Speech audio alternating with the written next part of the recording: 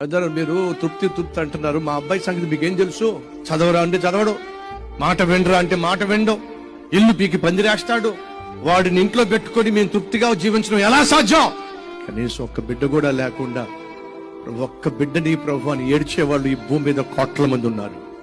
వాళ్ళేమో ఒక్క బిడ్డ ఉంటే చాలు అని చెప్పేసి ఏడుస్తున్నారు, ప్రార్థన చేస్తున్నారు. నీకేమో కొడుకు పుట్టాడు, వాడు నీ మాట వింటలేదని చెప్పి కొంచెం అల్లరి చేస్తున్నారని చెప్పి వాడిని తిడుతున్నావు, శాప్రాంతాలు పెడుతున్నావు. ఇవ్వక ఇలాంటి కొడుకుని ఎందుకు ఇచ్చావు ప్రభు అని చెప్పి ఏడుస్తున్నావు, గౌరవిస్తున్నావు. ఒకసారి ఆలోచించు.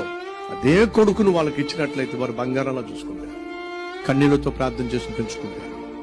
ఈ రోజు నువ్వు ఏమైతే కలిగి ఉన్నావో, కలిగి ఉన్న దాన్ని బట్టి తృప్తి లేకుండా ఏడుస్తున్నావో, అది లేకుండా భూమి మీద కొన్ని కోట్ల మంది అల్లాడిపోతున్నారు.